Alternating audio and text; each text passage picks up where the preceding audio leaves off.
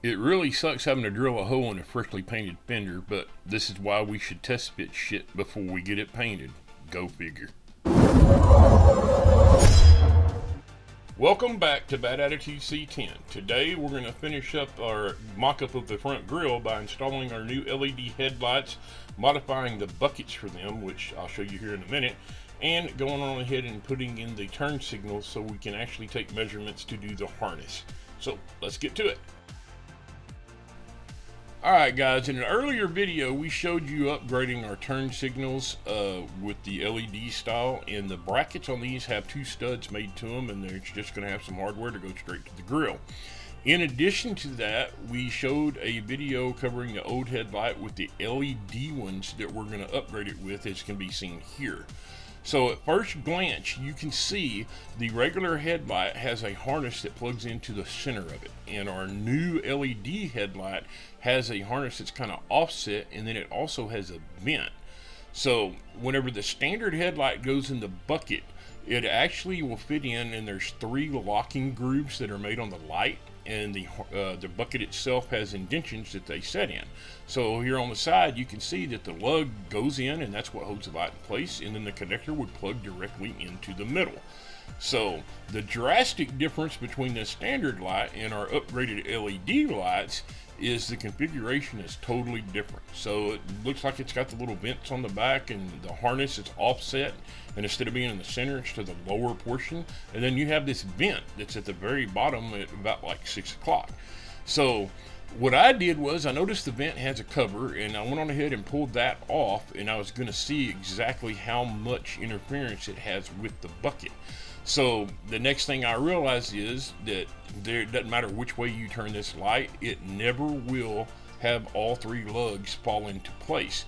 But I figured, hey, there's enough adjustment in this. If I could get two of them in, I would be golden. So I kind of just looked around, and I noticed that, yeah, in this position, and the light doesn't shine in here very well, you can see it, but right here that vent is hitting the back side of the bucket. So what I'm going to do is I'm going to go ahead and just mark this with this I guess permanent marker, mark a lot, however you want to say it, and I want to drill a hole and see what we can do from there. So let's get to it. Alright guys, so we're going to start by drilling a small pilot hole with a smaller bit and go from there. Now I've seen other videos where people have actually just basically butchered these buckets, completely cut the backside of them, and others have just put the lights in with longer hardware. Well, I'm thinking this, by just slowly drilling and upsizing the hole, would basically let me sneak up on it, and I can kind of find a spot to where it'd be cool. So I figured since the lug would go in on the bottom and over to the side, and then the vent would stick out this new hole that I'm drilling in now, and I'll size it with this uni/step bit, whichever one you want to call it, that it would keep the light from rotating, and once I had the cover on it and all the fasteners down, it should stay in place. And since I can actually adjust where the headlight's aiming forward, up and down, that if the light is kind of slightly pointing toward the ground, I would still be able to adjust it and pull the light up with the adjustment from the factory settings. So that's what we're going to try, and we'll see what happens. So let's go on and see how this is going to work. So as you see here, the hole is pretty big, but I wanted to be sure that, it was going to be able to have a little bit of wiggle room in case I got it off center. And lo and behold, hey, it works. So the bottom lug will go in, and you can see here on the bucket that this lug right here on the base of the light will pop in, and this is a little bit better view, and there you can see where the vent, even with the little cover back on it, pops out of the hole. So I'm going to go ahead and put the trim ring on it and make sure that it secures it to the bucket and holds it in, and see what it looks like from there. So I think we're going to be golden with this. The only thing I might do is put a P-clamp on it to make sure the harness doesn't rub against the edge of this bucket. Now, I went on ahead and repeated all the steps for the other side. The only thing different was my trim ring only had 2 tabs, so I will order another one. So let's go get this installed. Alright guys, so you're going to have 2 adjustment screws and a spring. And the way this works is these little adjustment screws have little grooves in them, and I'll show you an example here in a minute. So they slide into place, and then the spring you'll put on, and it catches the bucket at an angle, and it basically preloads it to where you have tension on it. So then the adjustment screws basically have resistance to where if you tighten it or loosen it, it will pull it or keep it in place, whichever way it is. So if you tighten the top one up, it'll actually pivot your headlight from top to bottom, so you can actually aim, the trajectory up and down, and the side one will move it left and right. Now, the groove in this is what the bucket goes into, and this is a new screw, and I just figured I'd show it to you. So again, the side one would be left to right, and the top one would be up and down. So we're going to go ahead and install this light and put the 3 retaining screws into the trim, and then go from there. And just a heads up, the headlight buckets I know look like shit, and so do my core support, but I wanted to drill any holes and stuff after doing a test fit / mock-up, and then after that we'll have them blasted, and then I'll go ahead and prime them and paint them black. But I wanted everything to be pre-drilled and stuff because I didn't want to go back and do a painted surface. So I'm going to go ahead and tighten these up and then move on, and we'll start with our headlight bezel. And with it, I realized right off the bat that, hey, I'm going to have to put some nylon inserts in for the bezel screws, and the bottom one popped right in, and when I went up to put the top one in, it didn't want to go, and I kept trying and trying. I guess couldn't just hold my tongue right, and eventually I got pissed off, so I did what I always did, and I rolled back, took a step back, and reevaluated. And then once I started to look, I'm like, hey, that hole is not a circle, it's oblong. That's not right. I went and looked at the other side, and sure enough, it was round just like the lower one was. So I'm going to give you a little better look here. If you notice, this looks like an oblong adjustable hole, and the fender on the other side, which is from the same company, is a perfect circle just like the lower one was. So, you know what that means? Yeah, I should have test fitted this shit before it got painted, and now I'm going to have to drill a hole in a freshly painted surface. Go figure.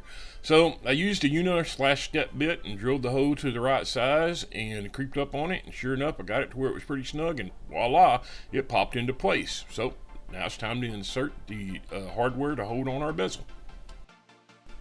So on a side note, folks, be sure and understand that the core support and everything is not hammered down, and my gaps are not lined up and all that, because this is just mock-up and test fitting.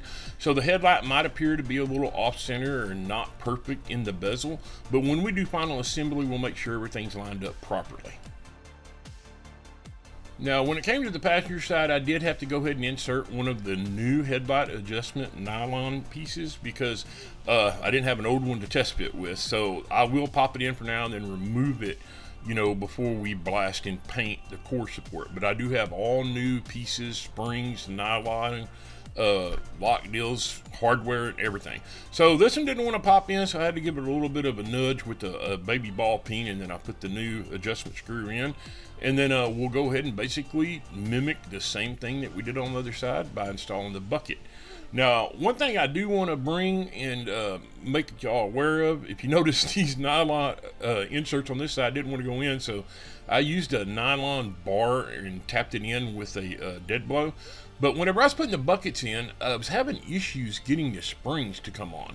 And whenever I took this stuff back apart after the initial test fit, I'll show you what I encountered at the end of this video. And it's something that you might want to watch if you're thinking about doing this modification or upgrade in the future.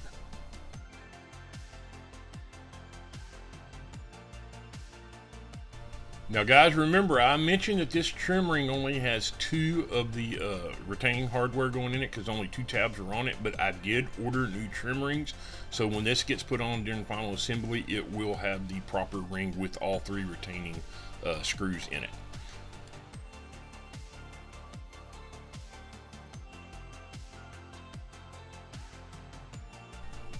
Now the bezel on the passenger side gave me a little bit of trouble, but I'm pretty sure that's because my alignment is not perfect because it is just a test fit.